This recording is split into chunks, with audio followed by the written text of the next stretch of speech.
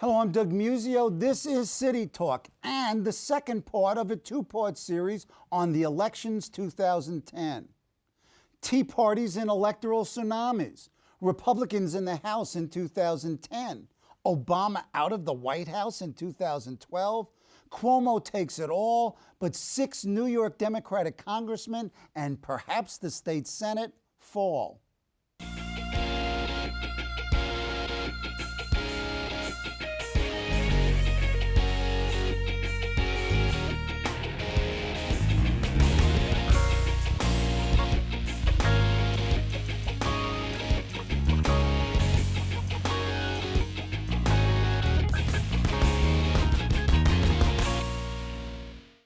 To talk about election 2010, what happened and what it means, are two members of the best damn political team in New York, colleagues of mine at the Baruch College School of Public Affairs, David Birdsell and Micheline Blum. David Birdsell is the dean of the school and an expert on political communication, the news media, and debate. He is a scholar who has studied communication, media, and information technology. He is a regular commentator on debates and other aspects of political communication for local, national, and international television and print media. Micheline Blum is Distinguished Lecturer and Director of the Baruch College Survey Research. Mickey is a past president of the New York chapter of the American Association for Public Opinion Research and a recognized expert in questionnaire construction, public opinion, and election polling.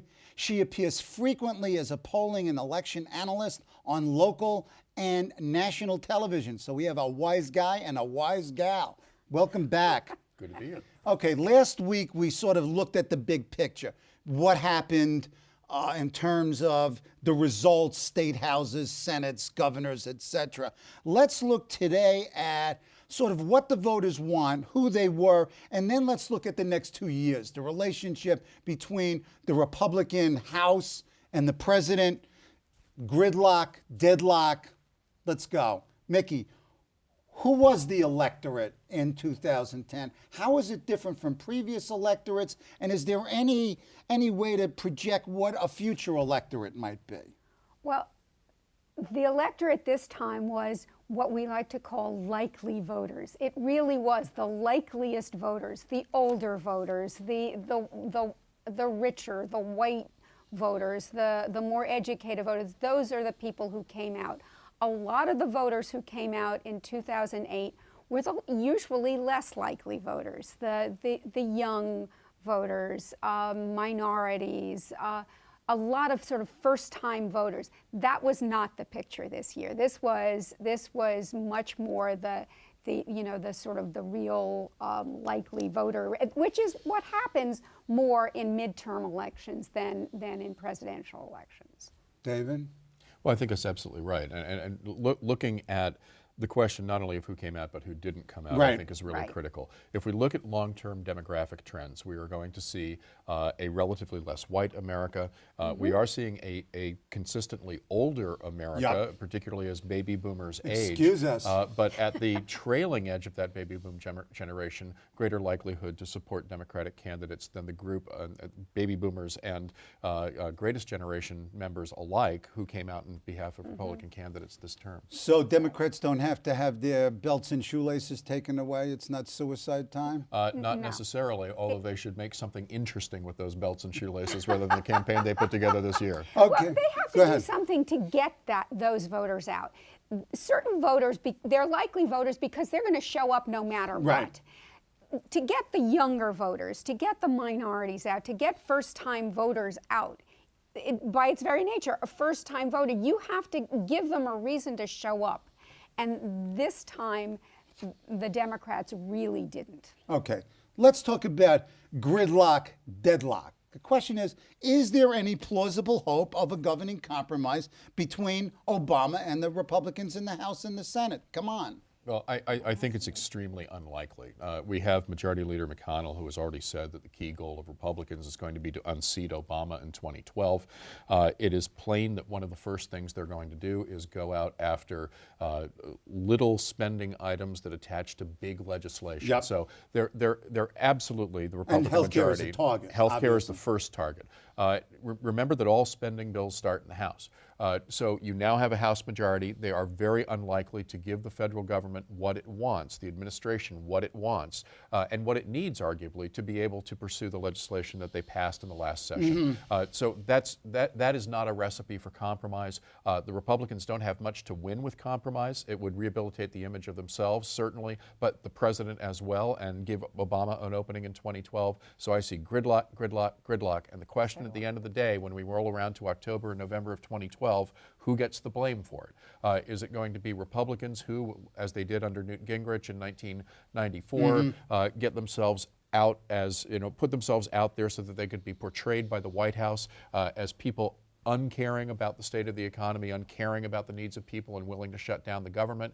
Or do they become the principled guardians of whatever it was they were elected to do during this cycle? And I think one more point on this. Go ahead. Republicans have an opportunity now to define what it was that they were sent to office to do. And they're doing that. And they're doing it even in this very early stage in relatively modest ways, talking about the unpopular Democratic legislation and how they're going to torpedo it over these next 2 years.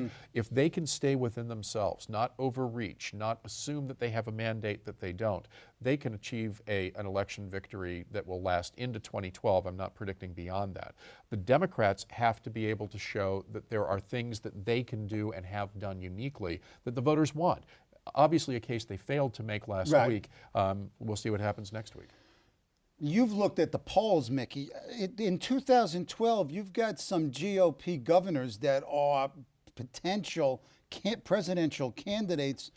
Talk about a potential field out there. Well, there certainly are governors, and there's an ex-governor, but aside from the Sarah Palin, there's Chris Christie, right? Who My governor. who's certainly been denying that he's at all interested, but has become a real national star. And traveling all over, endorsements. Come on, traveling all over, welcomed all over.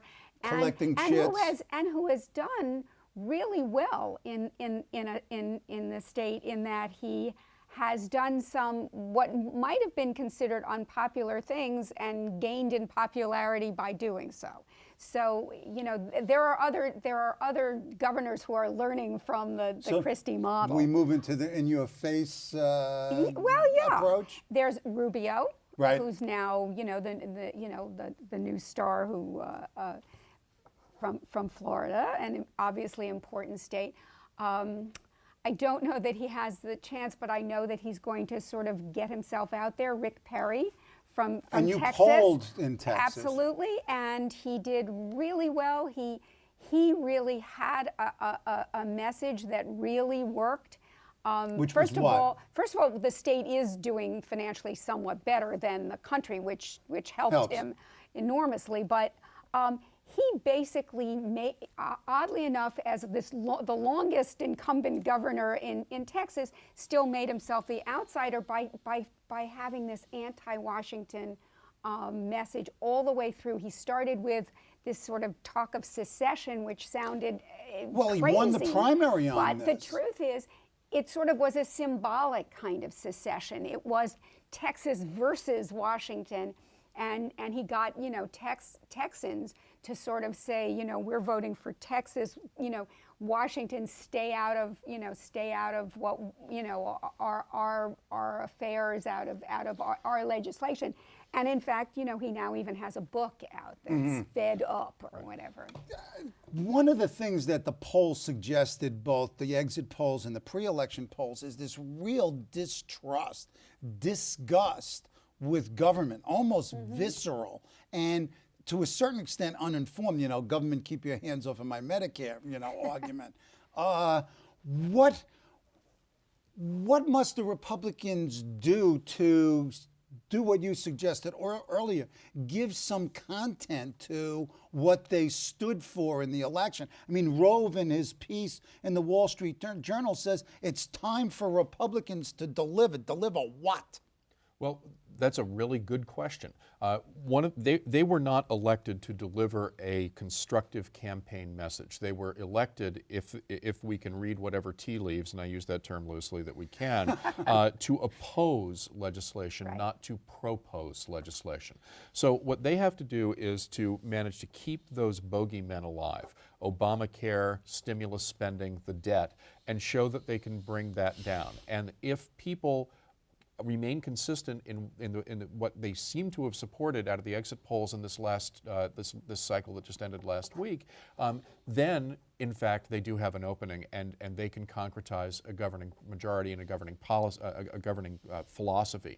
But I think Republicans, thoughtful conservatives, have argued that there is no governing philosophy at this point other than take it down, starve the beast. I mean, it's all of the old mantras about shrinking government, and it will be very interesting to see that contestation. Remember, in addition to some of the new stars that we saw emerging, we have all of the 2008 crop. Sure. We have Right. Mike Huckabee, we have Absolutely. Tim Pawlenty, we have Mitt Romney. and of course Mitt Romney, who's in the curious position of having to defend a health care proposal in Massachusetts that is almost tit for tat the national health care Right. program now.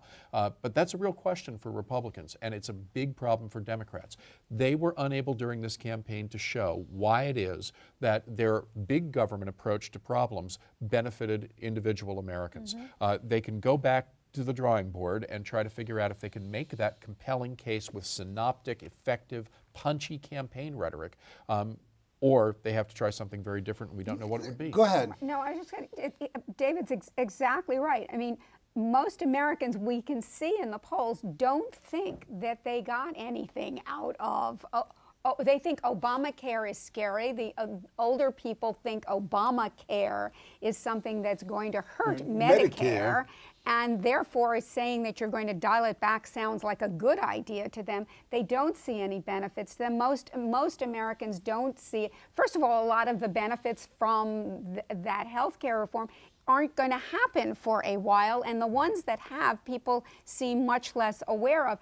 Similarly, with anything economic, it may be that the economy was saved from collapse, but that's not what people see. They see that they're worried about their own finances, that they know people out of jobs. Everyone knows people out of jobs, and they're worried about it. We are. Go ahead. This is an important point, just because of the way that we're talking right now, and it shows what kind of a burden the Democrats have. We're talking about the health care legislation. We're calling it Obamacare. And now, what's the alternative? If we wanted to call this what Democrats call Obamacare, do we have the word? Would any of us know what it is? We use something like the health care legislation. There is no condensed symbol to Well, drive let's the do dialogue. one. Come on. And, well, but that's part of the Democrats' problem. Right, okay.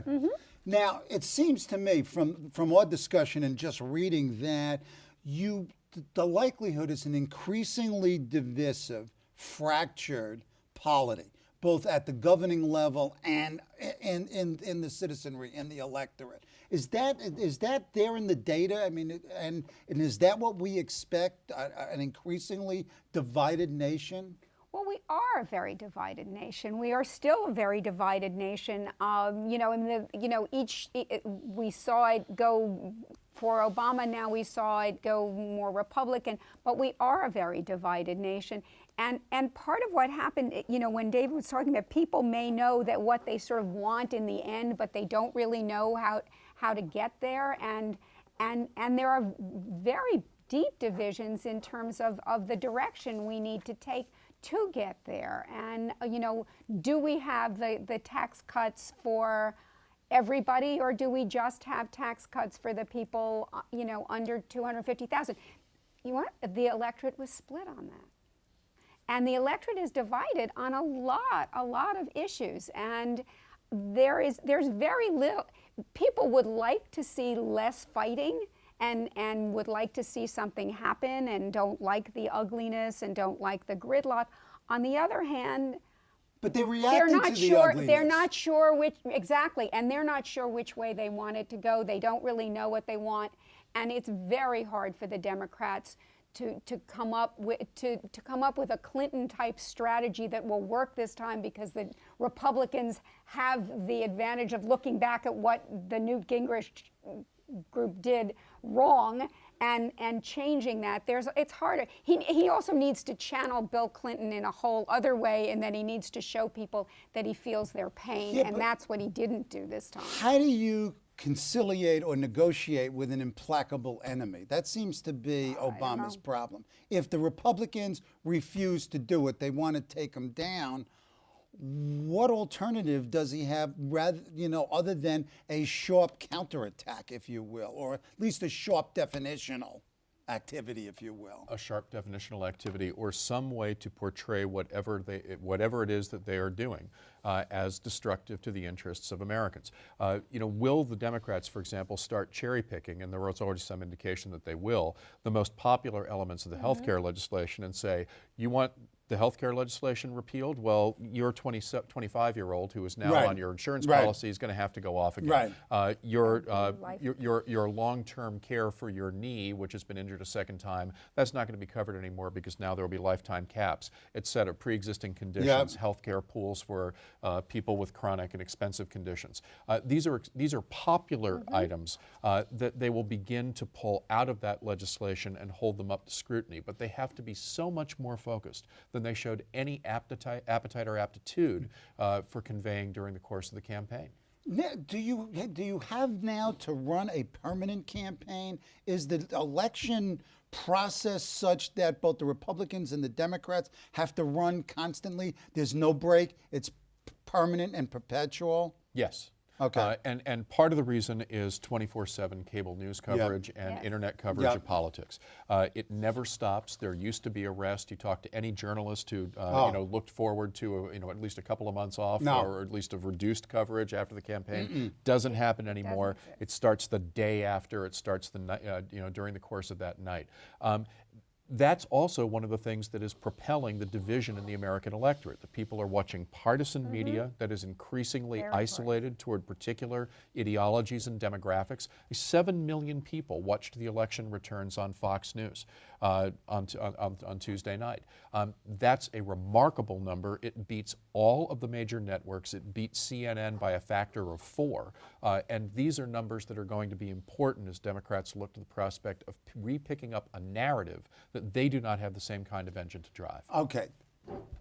Keith Olbermann gets suspended for campaign contributions to 3 congresspeople.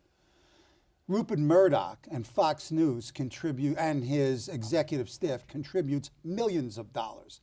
And the narrative is, bad Keith Olbermann, nothing about Rupert Murdoch. Talk about the money media nexus here and how it plays out. You're shaking your head.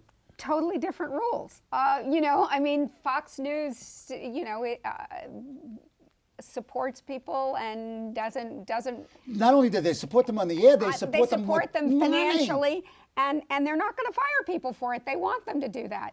NBC is trying to run this. It's a kind of a very fine line. They want Keith Olbermann to be partisan and to get out there and fire up the other, the liberal side when he's on the air, but they somehow don't want him to participate in anything off the air. And it because they're, in that sense, they're playing by their old rules and by what the NBC News, network news rules, which you know well, which I know well, which have always been, which is that you were not allowed to participate in any way, in anything partisan. Go ahead. There are certainly differences in the corporate policy, and those are important with respect to the comport of any individual employee. Sure. However, if you look at the general reaction in the blogosphere and among liberals generally, they have, as a bloc, condemned Olbermann. There have been some exceptions, but it's really a culture of what people want journalism to be in certain cases. Fox got past this a long while ago,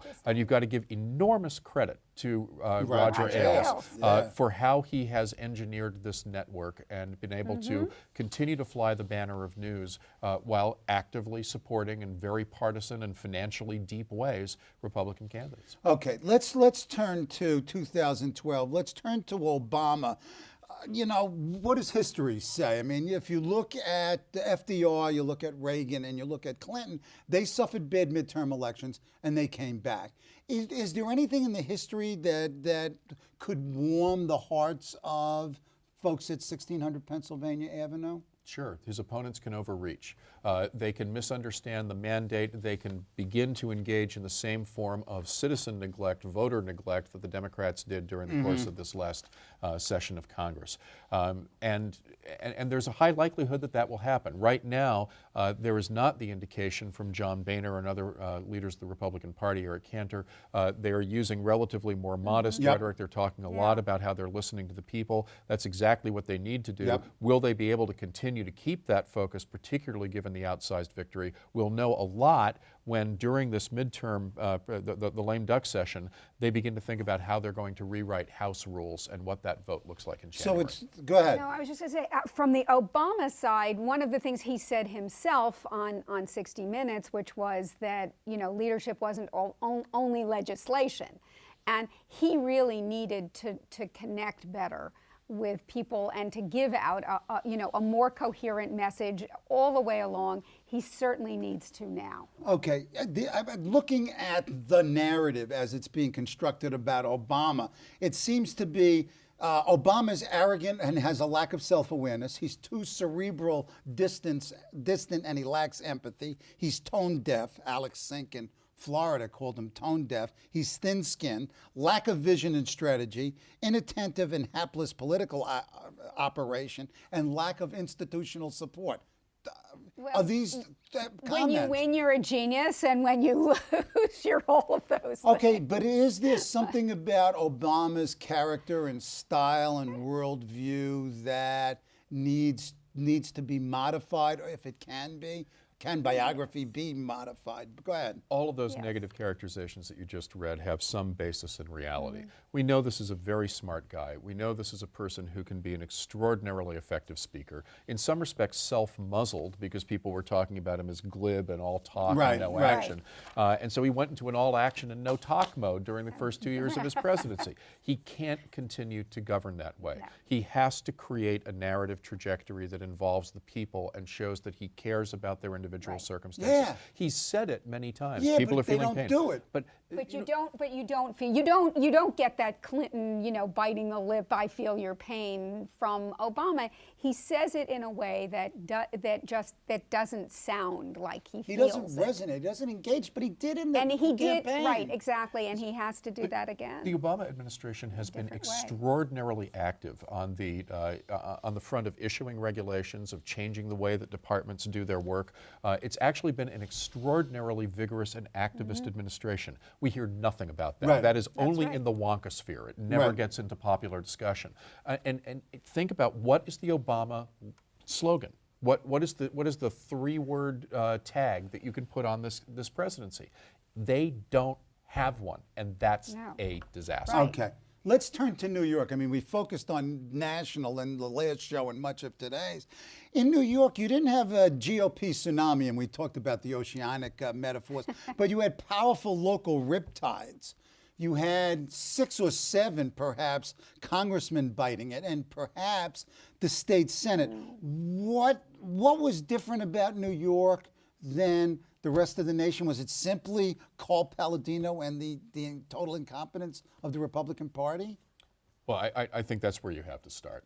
You have a terrible candidate at the top of the ticket who alienated Republicans and Democrats alike. I suspect that there were some Republicans who stayed home who might have made a difference in other close races had they had a more appealing candidate. Down ballot effects. How did it affect Dan Absolutely. Donovan and AG and Wilson and the controller? Go ahead. I think that the top of the ticket absolutely affected. I mean, I don't know whether DiNapoli would have won had it not been that there was, you know, this sort of just disgust with the Republican candidate, but also the Republican Party in many ways on a state level just really has not done well in New York at all. I mean, under Ed Cox, it has really just gone nowhere and will need to change. I mean, there may be individual congressmen who won in certain areas, but those were very, very local. But the bottom line is that New York lost because We lost the committee chairs, subcommittee chairs, Right. the clout that comes Oh, yeah. with being in the majority. We lost both cash funding and cachet political power, as well as 6 members in the conference. So even though there were Yeah. only local riptides, if you will, we still, I mean, in a state, in a sense, the Well, state, it is because irrespective- we have freshman congressmen now instead of people who had leadership Right. positions. Although we ahead. had freshman congressmen in almost You all of know, those places before, so Right. I'm not sure that's Right. such a huge loss for Go the ahead. state. We do get Pete King back as a chair of Homeland Homeland Security. Security, and that matters a lot, particularly if we feel that New York hasn't necessarily gotten its due in terms of Homeland Security Yep. investments. Yep. So it's not all doom and gloom for New York in this case, but clearly the loss of the chairmanships is very, very important. One bottom line question: what does it take for New Yorkers to throw the bums out? I mean, come on. The editorials have been screaming. The good government groups. The Which polls set of have shown. bums, I right? mean, I'm going to vote for somebody else. And excuse me, the incumbents win anyway. Yes, as they as they always do, or to a great extent as they do many places. And New York is, I mean, New York mostly voted Democratic. New York is overwhelmingly blue. It's going to still vote Democratic. They're not. I don't know about the throw the bums out. Which set of bums? Go. I'll You go get back to 30 Mickey- seconds. I'll go back to Mickey's point on the fecklessness of the state Republican Party. If you were to throw the bums out, you have to have somebody else to vote for. And in many districts, the Republicans are not mounting credible they're not. challengers. And that's a party organization issue. They have to get better next cycle. You can't beat somebody with nobody. That's right. Thanks to my Baruch College colleagues, Mickey Blum and David Birdsell, for being on the show. Next week, my guests are Dan Feldman and Gerald Benjamin, authors of Tales from the Sausage Factory, Making Laws in New York State. Join us.